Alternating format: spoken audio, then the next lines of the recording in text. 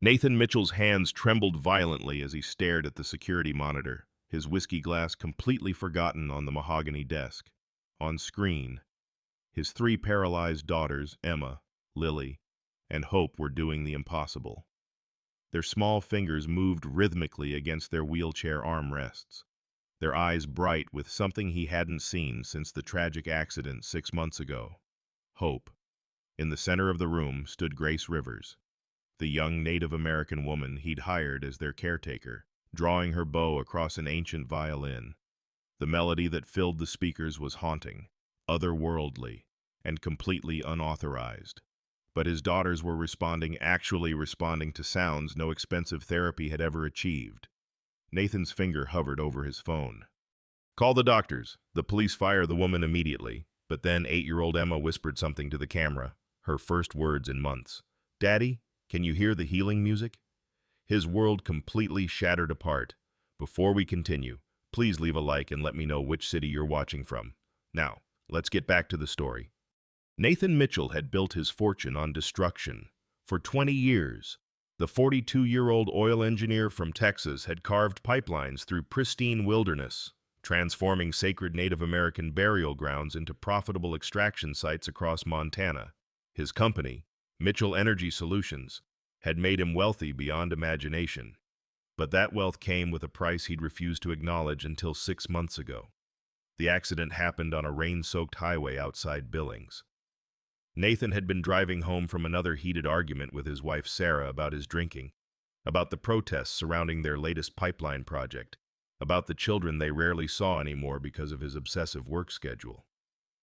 3 shots of bourbon at dinner had seemed reasonable at the time. The truck that ran the red light had seemed to come from nowhere. Sarah died instantly. Their 8-year-old triplets, Emma, Lily, and Hope, survived with severe spinal cord injuries that left them paralyzed from the waist down. But the cruelest blow came weeks later when the girls learned the truth: their father had been driving drunk. Since that revelation, they had refused to speak to him, their once bright eyes now filled with accusation and grief. Now Nathan lived as a prisoner in his isolated mountain mansion, surrounded by medical equipment and the crushing silence of daughters who blamed him for destroying their family. The medical bills mounted daily: physical therapists, occupational specialists, experimental treatments, all failing to restore what his recklessness had stolen. Worse still, the girls grew more withdrawn with each passing week, their spirits dimming like dying embers. Grace Rivers had appeared like an answer to prayer, though Nathan suspected she might be something else entirely. At 26, she was the only applicant willing to work in their remote location, arriving with minimal references and a mysterious wolf dog named Ghost that followed her everywhere. Her dark eyes held secrets, and when she looked at Nathan, he sensed she knew more about him than any stranger should. What Nathan didn't realize was that Grace had sought him out deliberately. Her grandfather, Chief Standing Bear, had died fighting Nathan's latest pipeline project just months before the accident. The sacred burial ground Nathan had desecrated had been her family's resting place for generations. Grace had come to the Mitchell house with vengeance in her heart, but fate had different plans for them all. Grace Rivers arrived on a bitter February morning, stepping out of a rusted pickup truck with nothing but a worn duffel bag and the magnificent wolf dog that shadowed her every move. Ghost was enormous, with silver-gray fur and intelligent amber eyes that seemed to assess Nathan with unsettling intensity. The animal moved with the fluid grace of something wild, never straying more than a few feet from Grace's side. "Mr. Mitchell," Grace said simply, extending her hand. Her grip was firm, calloused from work Nathan couldn't identify. She wore faded jeans, scuffed boots, and a thick wool coat that had seen many winters. Nothing about her suggested the polished professionalism of the previous caregivers who had lasted mere days before fleeing the isolation and the girls' hostile silence. Nathan studied her carefully. There was something familiar about her sharp cheekbones and the way she carried herself: proud, unbroken, despite obvious hardship. "The agency said you have experience with special needs children," he said, though her resume had been remarkably sparse. "Experience isn't always found in textbooks," Grace replied, her dark eyes never leaving his face. "Sometimes it comes from understanding pain." The girl's initial reaction to Grace was predictably cold. Emma, the eldest by mere minutes, glared from her wheelchair with all the fury an 8-year-old could muster. Lily turned away entirely, staring out the window at the snow-covered mountains. Hope, the youngest and most severely affected, simply closed her eyes and retreated into herself as she had every day since the accident. Nathan watched from the doorway as Grace settled into a chair across from them, making no attempt at cheerful conversation or forced interaction. Instead, she simply sat in silence, Ghost lying protectively at her feet. The quiet stretched for nearly an hour before Grace spoke. "I lost someone too," she said softly. "My grandfather. He was everything to me after my parents died." Something flickered in Emma's eyes, but she remained silent. That evening, Nathan made a decision that would change everything. The paranoia that had consumed him since Sarah's death, the need to control every variable in his daughter's lives, drove him to the security company. Within hours, tiny cameras were installed throughout the house in the living room, the girls' bedrooms, even the kitchen. He told himself it was for their safety, but deep down, he knew it was about power, about the illusion of control he desperately craved. From his office, Nathan began his obsessive surveillance. He watched Grace's every interaction with his daughters, looking for signs of negligence or worse. But what he saw puzzled him. Grace never tried to force conversation or push the expensive therapeutic exercises other caregivers had insisted upon. Instead, she seemed content to exist quietly in their space, reading while they stared at nothing, preparing simple meals they barely touched. It was during her third day that Grace made a discovery that changed the trajectory of everything. Nathan watched through the cameras as she examined the framed newspaper clipping on the mantel, an article about Mitchell Energy's latest victory over environmental extremists and tribal protesters. Her body went rigid as she read, her hands trembling slightly. That evening, she confronted him directly. "Chief Standing Bear," Grace said without preamble, standing in the doorway of his office. "You knew him." Nathan's blood ran cold. The name hit him like a physical blow, bringing back memories of an elderly Native American man who had chained himself to the construction equipment, who had spoken of sacred ground and ancestral graves with tears streaming down his weathered face. "I don't know what you're talking about, Nathan lied, but his voice betrayed him. "My grandfather," Grace continued, stepping into the room with Ghost at her side. "He died of a heart attack 3 days after your security team had him arrested for trespassing on his own ancestors' burial ground. You destroyed everything he lived to protect." The silence stretched between them like a chasm. Nathan felt the weight of recognition settling in his chest. This was why she had seemed familiar. She had the same proud bearing, the same unflinching gaze that had haunted him in those final negotiations. "If you're here for revenge," Nathan began, reaching for his phone, "I came here to destroy you," Grace admitted with startling honesty. "But then I saw your daughters." Nathan stood abruptly, his chair scraping against the hardwood floor. "Get out. Pack your things and get out of my house." "Your daughters need healing. You can't buy with blood money," Grace said quietly, not moving toward the door. "They're drowning in grief and guilt, just like you are. But unlike you, they're innocent victims." "I said get out," Nathan shouted, but Ghost let out a low warning growl that made him step back. "Fire me if you want," Grace said, her voice steady despite the emotion in her eyes. "But Emma hasn't slept through the night since the accident. Lily hasn't spoken a word in 3 weeks. And Hope is disappearing a little more each day. You can hire a dozen caregivers with perfect credentials, but none of them understand what your daughters are feeling." "And you do." Nathan's voice dripped with sarcasm and pain. "I understand what it's like to lose everything because of someone else's choices," Grace replied. "I understand what it's like to carry anger that eats you alive from the inside." That night, Nathan sat in his office staring at the monitors long after Grace had gone to her room. He watched his daughters sleeping restlessly in their beds. small forms lost in oversized hospital beds that had replaced their childhood furniture. As he watched, Emma began to cry soft, heartbroken sobs that she muffled in her pillow so no one would hear. Then something extraordinary happened. Through the baby monitor, a soft humming began to drift from Grace's room down the hall. It was nothing Nathan recognized, not a lullaby or popular song, but something ancient and haunting that seemed to carry the weight of generations.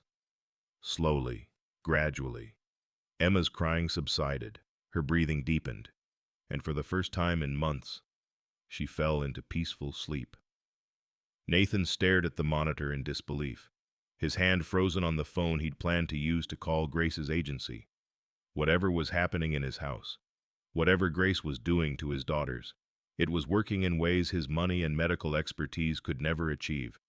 But trust was a luxury Nathan Mitchell had never learned to afford. The second week brought a routine that both comforted and infuriated Nathan. Each morning at precisely 8 o'clock, the expensive physical therapist he'd hired would arrive to work with the girls. Dr. Patricia Hewson was everything Nathan valued in a professional: credentialed, experienced, and ruthlessly efficient. She came armed with detailed treatment plans, specialized equipment, and the kind of confident authority that justified her substantial fees.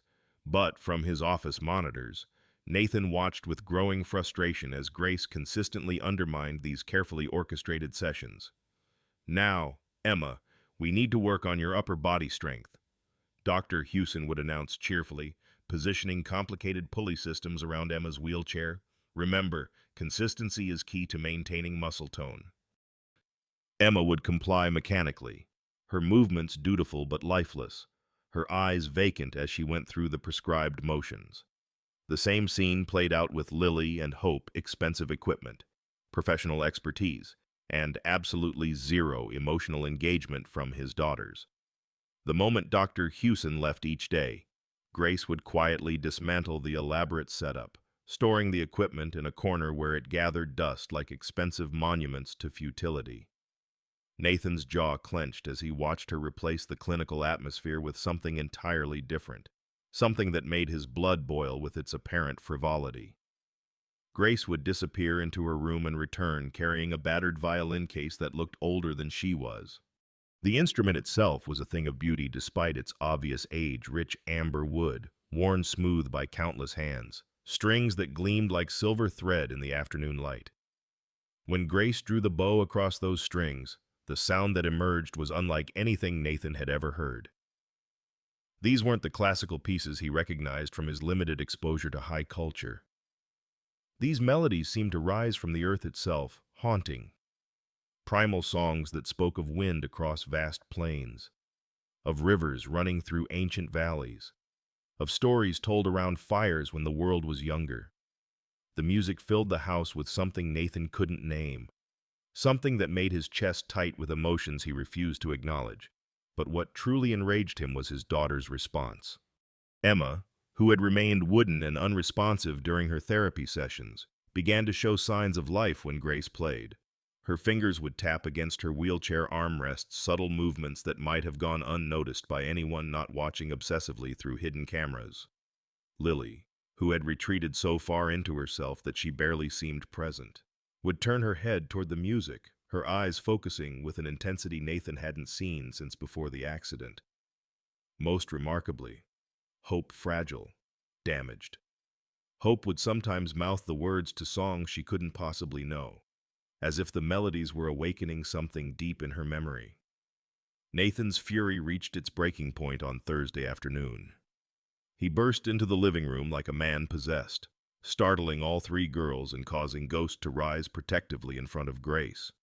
"What the hell do you think you're doing?" Nathan demanded, his voice echoing off the vaulted ceilings. "I'm paying Dr. Hewson $300 an hour to work with my daughters, and you're sabotaging everything with this primitive nonsense." Grace lowered her violin slowly, her dark eyes meeting his with unsettling calm. "Your daughters need more than muscle exercises, Mr. Mitchell. They need medical treatment. They need professional therapy, not whatever folk magic you think you're performing." Nathan's face was flushed with anger, and something else, fear at seeing his daughters respond to someone other than him. "Music heals what medicine cannot touch," Grace said quietly, her words carrying the weight of generations of belief. "Your daughters aren't just physically broken, their spirits are wounded. All the expensive equipment in the world won't fix that." Nathan gestured wildly at the abandoned therapy equipment. "That expensive equipment is scientifically proven to maintain their physical condition. What you're doing is giving them false hope with superstitious garbage." Emma's voice, small and trembling, cut through his tirade like a blade. "Daddy, please don't yell at Grace." Nathan froze.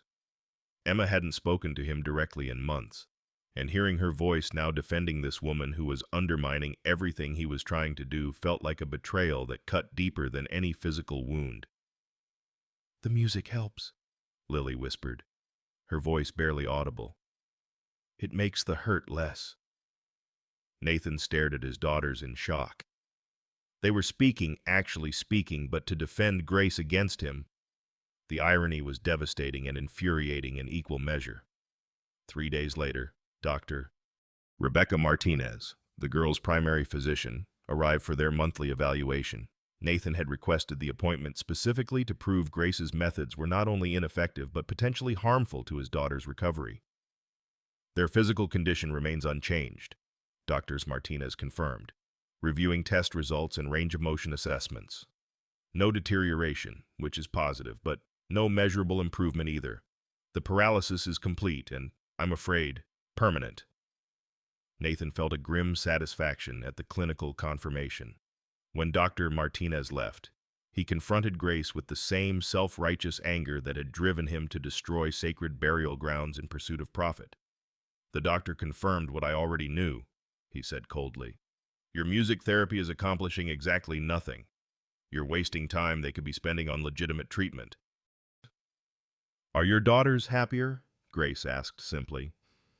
The question caught Nathan off guard. "What? Since I've been here, are your daughters happier? Do they sleep better? Do they speak more? Do they show any interest in the world around them?" Nathan wanted to say no, wanted to deny the obvious changes he'd witnessed through his cameras. But the truth was impossible to ignore. Emma, Lily, and Hope were more engaged, more present than they'd been since the accident. "That doesn't matter if it's built on false hope and primitive superstition," Nathan said, but his voice lacked its earlier conviction. "I'm filing a lawsuit against you for practicing medicine without a license," Nathan declared, grasping for the control that seemed to slip further from his grasp each day. "And if you continue with this primitive nonsense, I'll have you arrested for endangering my children." Grace stood slowly, setting her violin carefully in its case. When she looked at him, Nathan saw something in her eyes that made him step backward, not fear or anger, but a profound sadness that seemed to encompass more than just their immediate conflict. "My grandfather used to say that some white men are so afraid of what they don't understand. They'd rather destroy it than learn from it," Grace said quietly. "Chief Standing Bear died protecting sacred ground from men like you men who see only profit where others see the sacred." Nathan felt the blood drain from his face as the final piece of the puzzle clicked into place. "You're Chief Standing Bear's granddaughter," he whispered. "I am," Grace confirmed, her voice steady despite the pain Nathan could see in her eyes. "And you destroyed everything he lived to protect. You desecrated the graves of our ancestors, poisoned the land where our children played, and when my grandfather tried to stop you, you had him arrested like a common criminal." The room seemed to spin around Nathan as the full weight of Grace's revelation settled upon him. She hadn't come to his house by accident or answered his job posting randomly. She had sought him out deliberately, armed with knowledge of his crimes and a hatred he was only beginning to understand. But if she had come for revenge, why was she healing his daughters instead of destroying them? That night, Nathan sat in his office with a bottle of bourbon in his laptop, diving deep into research he should have conducted months earlier. What he discovered about Grace Rivers and Chief Standing Bear made his hands shake with something far worse than alcohol withdrawal. The newspaper archives painted a devastating picture.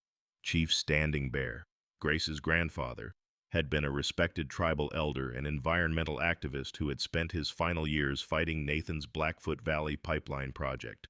The proposed route cut directly through a centuries-old burial ground that the tribe considered sacred, the same land Nathan had dismissed as economically insignificant wilderness in his environmental impact reports. The photographs were the worst part. Nathan found himself staring at images of the elderly chief chaining himself to bulldozers, his weathered face streaked with tears as he pleaded with construction workers to respect the graves of his ancestors. In the background of one particularly damning photo, Nathan could see himself in a hard hat and suit, gesturing impatiently at his security team. The final article was dated just 3 months before Nathan's accident. Tribal elder dies after pipeline protest arrest. Chief Standing Bear had suffered a massive heart attack 3 days after being dragged away from the construction site in handcuffs. The tribal council blamed the stress of watching his ancestral burial ground being destroyed. Grace had been quoted in the obituary as his only surviving family member. Nathan poured another drink, his third since midnight, and tried to reconcile the young woman gently caring for his daughters with the granddaughter of a man whose death he had essentially caused. The guilt that consumed him daily over Sarah's death, over his daughter's paralysis, over a lifetime of choosing profit over people threatened to drown him entirely. Yet despite his threats and ultimatums, Grace continued her mysterious work with unwavering dedication. Each afternoon, she would bring out the ancient violin and fill the house with those haunting melodies that seemed to reach parts of his daughter's souls that conventional medicine couldn't touch. Nathan watched obsessively through his hidden cameras, torn between fury at her defiance and desperate hope at his daughter's continued improvement. The changes in Emma, Lily, and Hope were undeniable, even to Nathan's cynical eyes. Emma had begun squeezing Grace's hand in response to questions: 1 squeeze for yes, 2 for no. It was rudimentary communication, but it was communication nonetheless. Lily had started humming along with certain songs, her voice barely above a whisper but growing stronger each day. Most remarkably, Hope had begun making eye contact again, tracking Grace's movements around the room with an awareness that had been absent since the accident. But Nathan's alcoholism, which had already cost him his wife and nearly his daughter's lives, grew worse as his internal conflict intensified. He found himself drinking earlier each day, starting with bourbon in his morning coffee and escalating throughout the afternoon until he could barely focus on the security monitors by evening. The liquor dulled the sharp edges of his guilt but amplified his paranoia and rage. The situation became more complicated when word of Grace's employment reached the local Native American community. Nathan learned this through a phone call he wasn't supposed to overhear. Pressing his ear to Grace's bedroom door one evening while she spoke in hushed, urgent tones. "I know what this looks like," Grace said into her phone, her voice strained with emotion. "But these children are innocent. They didn't choose to have Nathan Mitchell as their father." Nathan couldn't hear the voice on the other end, but Grace's responses painted a clear picture of the pressure she was facing. "He destroyed grandfather's grave. Yes, he's responsible for everything we've lost. But his daughters are babies. Thomas, they're hurt and broken. And if I leave now, they'll have nothing." A long pause. "I don't care what the tribal council thinks. Some things are bigger than revenge. Grandfather taught me that healing is more powerful than hatred." Another pause, and Nathan heard Grace's voice break slightly. "They remind me of myself after Mom and Dad died. Lost and angry and convinced the world is full of people who only know how to destroy things. If I can help them find a different way." Nathan pulled away from the door, shame burning in his chest. He had assumed Grace's motivations were purely vindictive, that her kindness to his daughters was part of some elaborate revenge plot. The possibility that her compassion was genuine, that she was choosing to heal rather than harm despite having every reason to hate him, was almost too much to process. The breaking point came during Nathan's worst night since the accident. He had been drinking heavily since noon, reviewing quarterly reports that showed his company's stock price continuing to plummet in the wake of ongoing environmental lawsuits.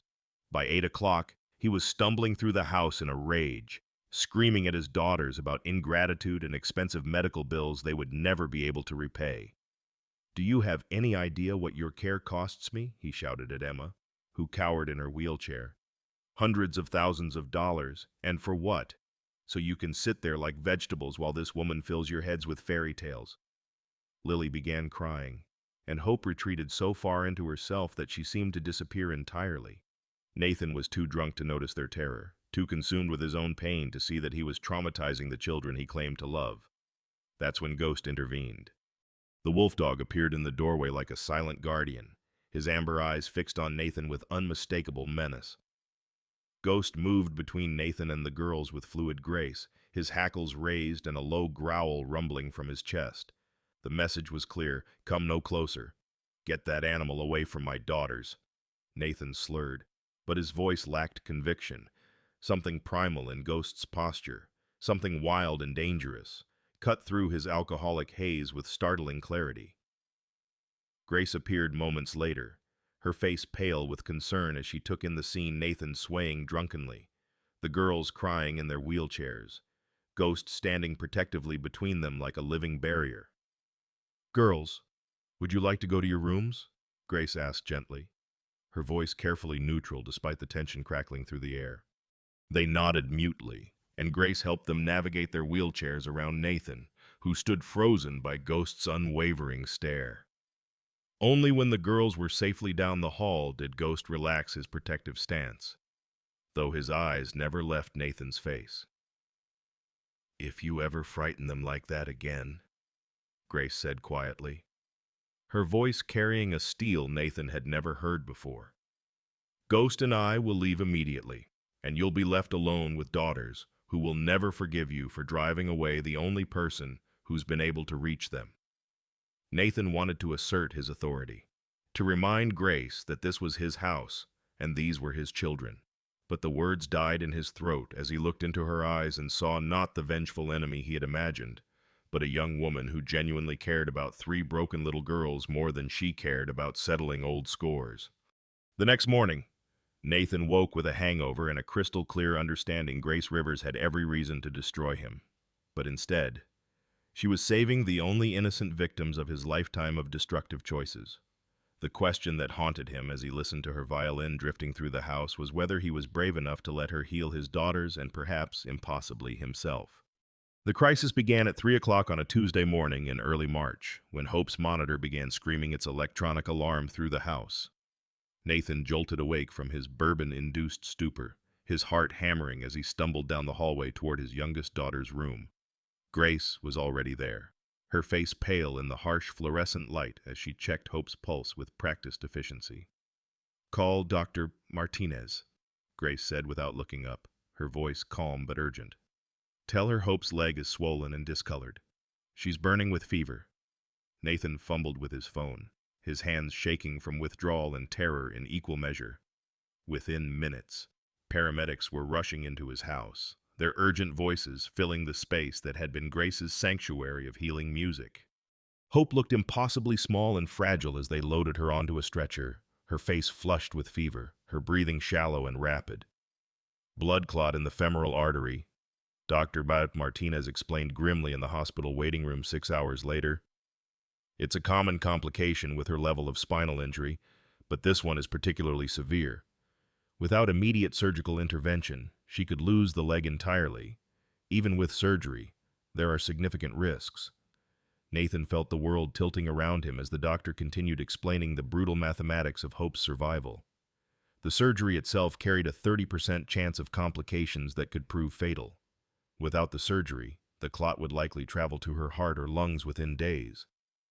His youngest daughter, who had already lost so much, was facing a choice between death and dismemberment. "How long do we have to decide?" Nathan asked, his voice barely a whisper. "Hours, not days," Dr. Martinez replied. "Every moment we delay increases the risk of the clot fragmenting and traveling to her vital organs." Nathan sank into a plastic waiting room chair, his carefully constructed world collapsing around him once again. He had survived Sarah's death and his daughter's paralysis by throwing money at the problems, hiring the best specialists, purchasing the most advanced equipment. But now he faced something that couldn't be bought or controlled: the simple, devastating possibility that Hope might die despite everything he could afford to give her. "I've destroyed everything I touch," Nathan whispered to Grace, who sat beside him in stoic silence. My wife, my daughters, your grandfather's sacred ground. Everything I try to protect turns to ash in my hands. Grace didn't offer empty reassurances or false comfort. Instead, she stood quietly and walked toward Hope's room, where Emma and Lily sat in their wheelchairs beside their sister's bed, holding her small hands and whispering prayers Nathan had never taught them. What happened next would haunt Nathan for the rest of his life, challenging everything he believed about science, medicine, and the boundaries of what was possible in a rational world. Grace pulled her ancient violin from its case and began to play beside Hope's bed. But this wasn't one of the gentle, healing melodies Nathan had grown accustomed to hearing through his hidden cameras. This was something deeper, more primal, a song that seemed to reach back through generations of suffering and survival, carrying the weight of every grandmother's lullaby, every mother's prayer for a sick child. Hope's vital signs, which had been erratic and dangerous for hours, began to stabilize as Grace's bow moved across the strings. Her heart rate, which had been racing at nearly 140 beats per minute, gradually slowed to a more normal rhythm. Her breathing deepened, becoming less labored and more peaceful. The flush of fever in her cheeks faded to a healthier pink.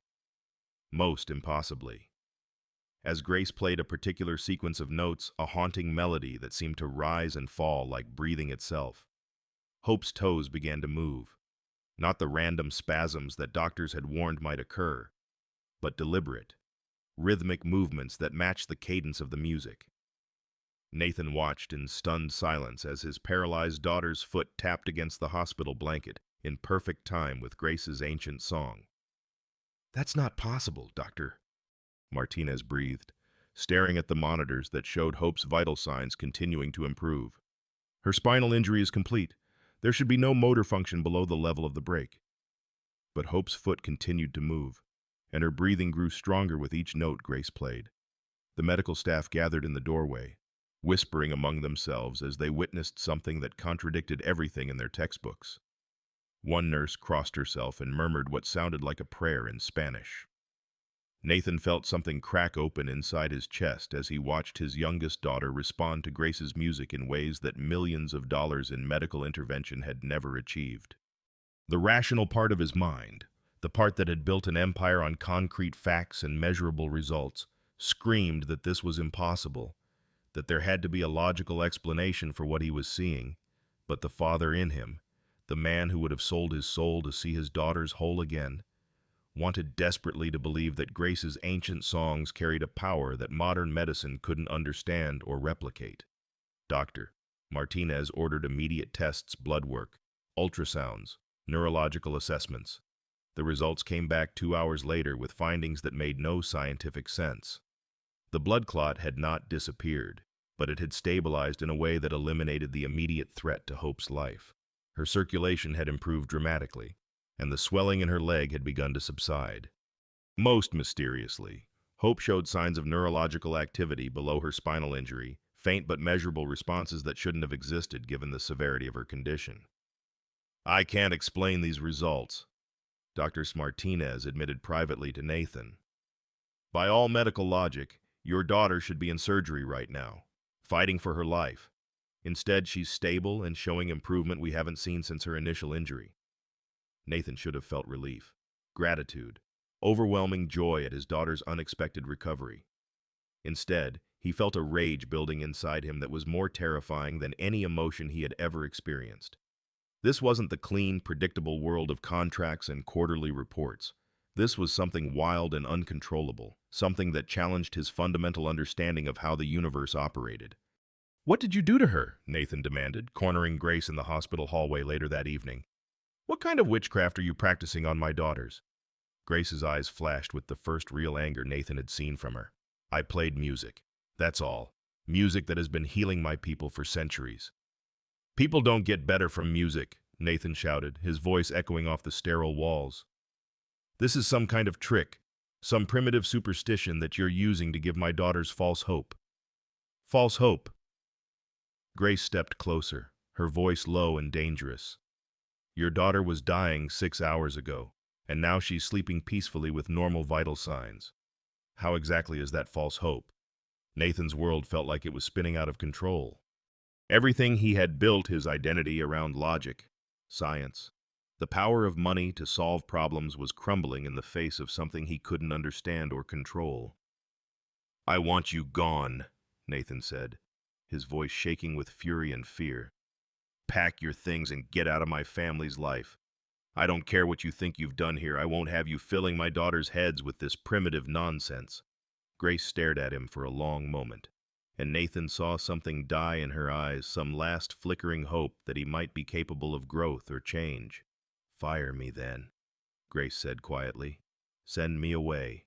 But your daughters will never forgive you for driving away the only person who's been able to reach them. And when they're older and understand what you've chosen, they'll know you valued your pride more than their healing."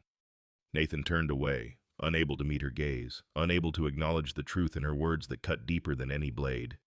Within 24 hours of Nathan's ultimatum, Grace had packed her few belongings into the same worn duffel bag she had arrived with months earlier. She moved through the house like a ghost herself, gathering the small tokens of life she had built in this place, a few books, some clothes, and the ancient violin that had become the soundtrack of healing for 3 broken little girls.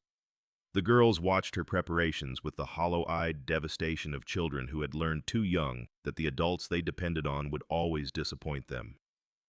Emma sat motionless in her wheelchair, tears streaming down her face in silence. Lily had retreated so completely into herself that she seemed to have stopped breathing. Hope, still weak from her medical crisis, simply closed her eyes and refused to look at anyone. "Grace, please don't go," Emma whispered, her voice barely audible. "We'll be good. We promise we'll be good." Grace knelt beside Emma's wheelchair, her own eyes bright with unshed tears. "You are good, sweetheart. You're perfect just as you are. This isn't about you, it's about grown-ups who don't know how to heal from their own hurt." Nathan watched this exchange from the doorway, his hands clenched into fists at his sides. Part of him wanted to take back his words, to beg Grace to stay, to swallow his pride for the sake of his daughter's obvious anguish. But a larger part, the part that had built an empire on stubborn determination and refusal to show weakness, held him frozen in place. "Your father loves you very much," Grace continued, though she didn't look in Nathan's direction.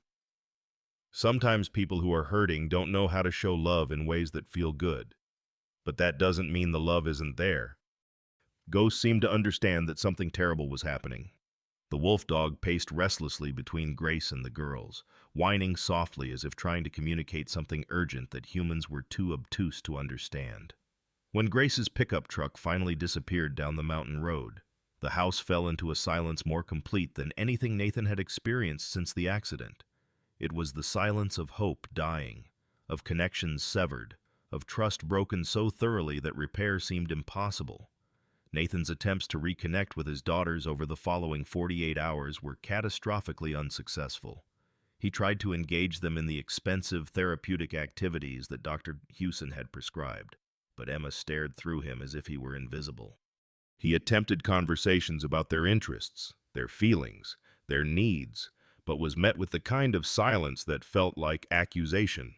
Most devastatingly, Hope stopped eating entirely. "She's grieving," Dr. Martinez explained during an emergency house call on Thursday evening. "Children with traumatic injuries often form intense attachments to their caregivers. When those attachments are severed abruptly, they can experience something similar to clinical depression." "She'll get over it," Nathan said, but his voice lacked conviction. "We'll hire someone new, someone better qualified." "Mr. Mitchell," Dr. C. Martinez said gently, "your daughter has lost 20% of her body weight since Monday. If this continues, we're looking at hospitalization and feeding tubes. The human spirit is fragile, especially in children who've already endured so much trauma." That night, Lily suffered a seizure. Nathan found her convulsing in her bed at 2 a.m, her small body rigid with muscle spasms that seemed to go on forever. The paramedics arrived within minutes, but those minutes felt like hours as Nathan watched his daughter fight battles he couldn't understand, let alone help her win. Stress-induced seizure activity, the emergency room doctor explained. Her EEG shows significant neurological disturbance. Has she experienced any major emotional trauma recently? Nathan couldn't bring himself to answer honestly. How could he explain that he had driven away the one person who had been able to reach his daughters? That his pride had been more important than their well-being? That he was slowly killing them with his inability to admit when he was wrong?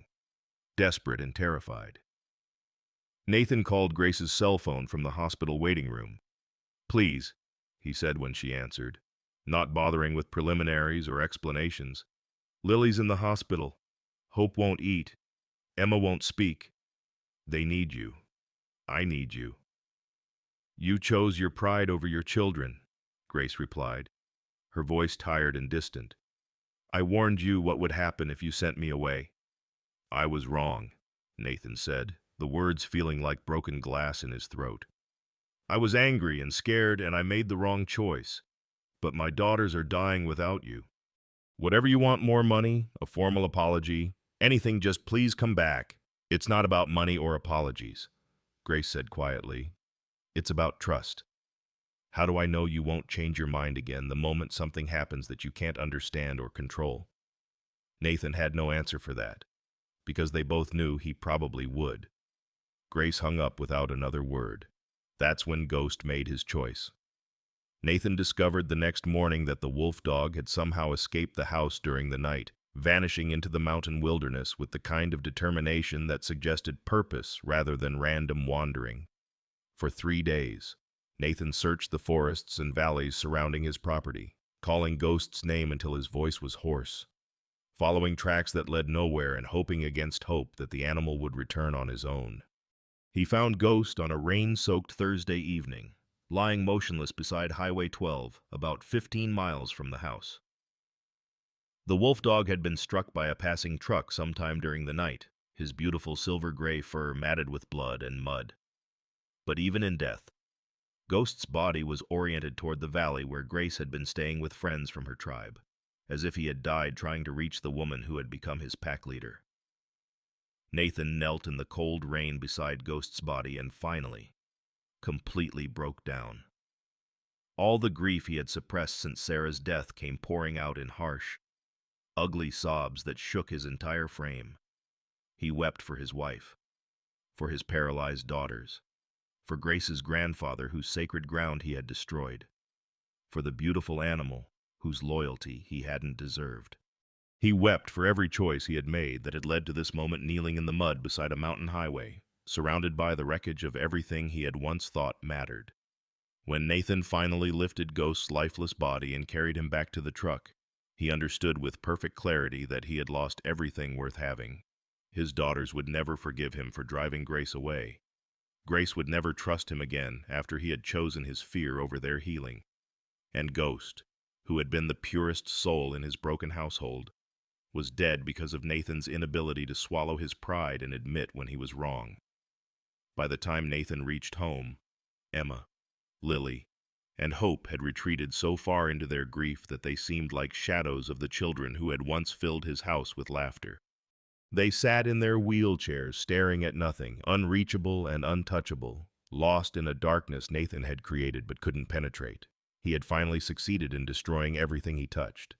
Grace appeared at Nathan's door 3 days after Ghost's death, her face etched with the same grief that had been consuming him since he found the wolf dog's broken body beside the highway. She carried a bundle of sage and sweetgrass, traditional items Nathan recognized from his research into her grandfather's burial customs, and her eyes held a sorrow that seemed to encompass more than just the loss of one beloved animal. "I came to honor Ghost," she said simply when Nathan opened the door. "He deserves a proper send-off." Nathan led her to the backyard where he had buried Ghost beneath an ancient pine tree, the only spot on his property that seemed worthy of such a pure spirit. As Grace knelt beside the grave and began singing in her native language, Nathan finally found the courage to speak the words that had been burning in his chest since the accident. "I'm sorry," he whispered, his voice breaking. "For Ghost, for your grandfather, for everything I've destroyed. I'm sorry." Grace didn't respond immediately, but she didn't tell him to leave either. After completing her ceremony, She stood slowly and faced him with an expression he couldn't read. "There's something you need to know," Grace said. "I haven't just been caring for your daughters. For the past month, I've been volunteering at the Children's Hospital in Billings, working with Native kids who have spinal injuries, using traditional healing methods alongside their medical treatment." Nathan stared at her, struggling to process this revelation. "You've been treating other children, pro bono work," Grace confirmed. "The doctors there are documenting everything: the music therapy protocols, the improvement rates, the neurological responses. What I do isn't primitive superstition, Mr. Mitchell. It's a legitimate healing practice that's being studied by researchers at 3 major universities." The ground seemed to shift beneath Nathan's feet as Grace continued. "I gave up a position at Johns Hopkins Medical Center to come back to Montana after my grandfather died. I had completed my doctorate in music therapy, had job offers from hospitals across the country, but I chose to come home and work with my people instead of pursuing wealth and prestige." Nathan felt his worldview reshaping itself around this new information. Grace wasn't the uneducated tribal woman he had assumed her to be. She was a highly trained professional who had chosen service over success, healing over revenge. "Why didn't you tell me?" Nathan asked. "Would it have mattered?" Grace replied. "You saw what you expected to see: a primitive Indian practicing folk magic. My credentials wouldn't have changed your prejudices." Before Nathan could respond, Grace's phone began ringing. She glanced at the screen and her expression changed completely, cycling through surprise, fear, and something that looked almost like guilt. "I need to take this," she said, stepping away from Nathan. But Nathan was close enough to hear the voice that answered Grace's hello, and that voice stopped his heart completely. "Grace, how are the girls doing? I've been worried sick since you told me Nathan sent you away." "Sarah," his wife's voice, as clear and unmistakable as if she were standing right beside him. Nathan stood frozen, unable to move or breathe, as the conversation continued. "They're struggling," Grace replied, her voice careful and controlled. "Emma has stopped talking entirely, Hope won't eat, and Lily had a seizure, Nathan's drinking again, and everything is falling apart." "God," Sarah's voice was thick with emotion. "I knew I should have stayed. I knew leaving them with him was a mistake, but I just couldn't after what he did." "You made the right choice," Grace said gently. "You were in no condition to care for 3 traumatized children while dealing with your own injuries and grief. Nathan needed to face the consequences of his choices." Nathan's legs gave out, and he sank to his knees beside Ghost's grave as the full magnitude of Sarah's betrayal, or perhaps his own delusions, crashed over him. His wife wasn't dead. She had survived the accident and chosen to leave him, to let him believe she was gone rather than face the man whose drunken driving had destroyed their family. "The money I've been sending," Sarah continued, "is it enough for their medical expenses? I've been liquidating everything I can access without Nathan knowing." "Sarah," Grace's voice carried a warning note. "He's here. He can hear you." A long silence stretched across the phone line before Sarah spoke again, her voice filled with a mixture of fear and determination. "Nathan, are you there?" "Sarah," Nathan whispered, his voice barely audible. "You're alive. You're alive, and you've been funding Grace's work while letting me think you were dead." "I couldn't face you," Sarah said, and Nathan could hear tears in her voice. "I couldn't look at our broken daughters and pretend to forgive you for what your drinking cost us. I was burned and bruised and barely alive myself, and the thought of spending one more day with the man who nearly killed our entire family was more than I could bear." Nathan felt as if he were drowning, gasping for air in a world where everything he thought he knew had been revealed as lies or self-deception. "So, you hired Grace to spy on me?" Nathan asked. "I hired Grace to heal our daughters," Sarah corrected firmly. "I researched traditional healing methods for spinal injuries, found Grace's work through the medical journals, and approached her about helping Emma, Lily, and Hope. I knew she had every reason to hate you after what you did to her grandfather. but I also knew she was the best hope our girls had for any kind of recovery. Grace stepped closer, her expression softening with something that might have been compassion.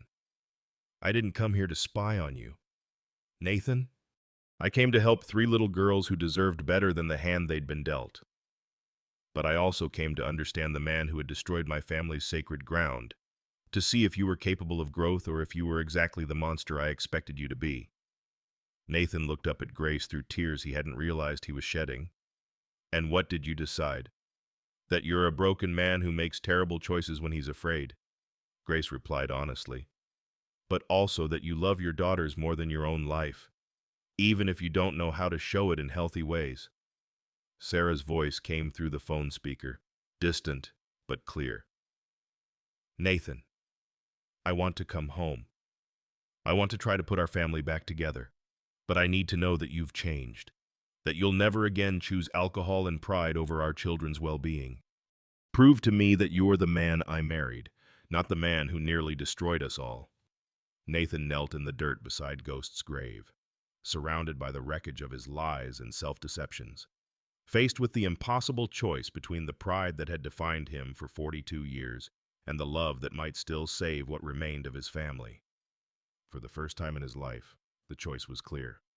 3 months later, the headlines in the Billings Gazette read, "Oil Executive Sells Company Returns Sacred Land to Tribal Council." The article included a photograph of Nathan Mitchell shaking hands with Thomas Standing Bear, Chief Standing Bear's nephew and the current tribal chairman, as they signed documents transferring ownership of 1,200 acres back to the Blackfoot Nation. But the newspaper couldn't capture the transformation that had taken place in the man who had once viewed sacred burial grounds as obstacles to profit. Nathan had sold Mitchell Energy Solutions for considerably less than its market value, choosing a buyer who committed to environmental restoration over maximum financial return. The proceeds funded something unprecedented in Montana, the Standing Bear Healing Center, a facility that combined cutting-edge medical technology with traditional Native American therapeutic practices. Grace Rivers was named its first director of integrative music therapy, bridging two worlds that had too often viewed each other with suspicion and hostility. The healing center occupied the exact spot where Chief Standing Bear's burial ground had been desecrated. Nathan had insisted on this location, wanting to transform the site of his greatest crime into a place of restoration and hope. The building itself reflected both cultures' modern accessibility features seamlessly integrated with traditional architectural elements that honored the land's spiritual significance. Sarah had returned home slowly, tentatively, testing the waters of reconciliation like someone learning to walk again after a devastating injury. She had survived the accident with burns across 30% of her body and a traumatic brain injury that had left her with gaps in memory and periods of confusion. Her decision to leave Nathan hadn't been purely emotional. She had genuinely feared for her safety and sanity in the aftermath of the crash. But the man who welcomed her home was not the same man she had fled from in terror and disgust. Nathan had completed 90 days in residential alcohol treatment, followed by 6 months of intensive therapy focused on trauma, addiction, and what his counselor called inherited patterns of destruction. More significantly, he had spent countless hours learning from Grace and other tribal elders, studying traditional healing practices with the same intensity he had once devoted to extracting fossil fuels from the earth. The changes in Emma, Lily, and Hope were remarkable, though not miraculous in the way that movies might portray. They remained paralyzed. Medical science had not suddenly reversed their spinal injuries, but they were no longer the hollow-eyed, withdrawn children who had haunted Nathan's house in the months after the accident. Emma had become the family storyteller, filling dinner conversations with elaborate narratives about the animals and spirits she imagined living in the mountains around their home. Her psychological healing had unlocked a creativity that now poured out in drawings, stories, and songs that she composed with Grace's guidance. Lily had found her voice in ways that transcended speech. She hummed constantly now, creating melodies that seemed to come from some deep well of musical intuition. Grace had begun teaching her basic violin techniques, and Lily showed a natural talent that suggested she might one day carry on the tradition of healing music that had saved her family. Hope, the youngest and most severely affected, remained fragile, but had made perhaps the most profound progress. She had begun speaking in whispers to her father, tentative conversations that felt like precious gifts after months of silence and rejection. More importantly, she had learned to forgive in ways that humbled every adult who witnessed her grace. The integration of Nathan's family into the broader Native community had been gradual and sometimes uncomfortable. Many tribal members remained suspicious of the man who had spent decades exploiting their land and resources. But Grace's advocacy and Nathan's genuine commitment to making amends had slowly opened doors to relationships he had never imagined possible. Nathan now participated in healing ceremonies, sweat lodge rituals, and community discussions about environmental stewardship. He was learning to sing traditional songs in languages he was still struggling to pronounce correctly. The oil executive, who had once dismissed native practices as primitive superstition, now understood that these ancient traditions contained wisdom that modern medicine was only beginning to appreciate. On a crisp evening in early autumn, the Mitchell family gathered for what had become their weekly tradition dinner, followed by music in the living room where Grace had first begun playing her healing songs. Sarah sat beside Nathan, her scarred hands resting comfortably in his, while the girls arranged their wheelchairs in a semicircle around Grace's chair. As Grace began playing a gentle melody that had become Hope's favorite, something magical happened. Emma began laughing, not the polite chuckle of a child being appropriate, but the deep, uncontrollable giggling of someone who had just discovered joy again. Lily joined in, and soon Hope was laughing too, her small face bright with happiness Nathan hadn't seen since before the accident. "What's so funny?" Sarah asked, her own eyes bright with tears of relief. "Grace's face when she plays the high notes?" Emma gasped between giggles. "She looks like she's trying to sneeze." Grace exaggerated her expression deliberately, crossing her eyes and scrunching her nose in a way that sent the girls into fresh peals of laughter. Nathan found himself laughing too, deep belly laughs that felt like release after months of holding his breath. Later that evening, as Nathan tucked Hope into bed, she reached for his hand with the trust that he had thought was lost forever. "Daddy," she whispered, her voice soft but clear. "I forgive you." Nathan had to leave the room to compose himself, overwhelmed by grace he didn't deserve from a daughter who had every reason to hate him. That night, the family held a ceremony honoring Ghost's memory in the backyard where the wolf dog was buried. Grace sang traditional songs while they lit sage and sweet grass, sending prayers up to the stars on spirals of fragrant smoke. Nathan spoke about the animal who had taught him that loyalty and love were more powerful than fear and control. As the ceremony concluded, Nathan looked around at his family, scarred but healing, broken but not destroyed, and understood that some transformations take place not through dramatic revelations but through the accumulation of small choices to choose love over pride, healing over revenge, hope over despair.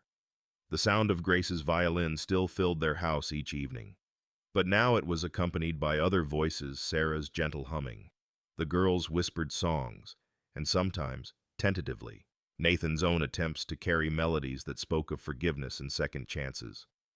The Mitchell family's journey reminds us that healing begins when we set aside our pride and open our hearts to wisdom we don't fully understand. Nathan's transformation from a man who destroyed sacred ground to someone who honored traditional healing practices shows that redemption is possible even after our worst failures. The story's deepest lesson centers on gratitude not just for second chances, but for the people who choose to heal rather than harm.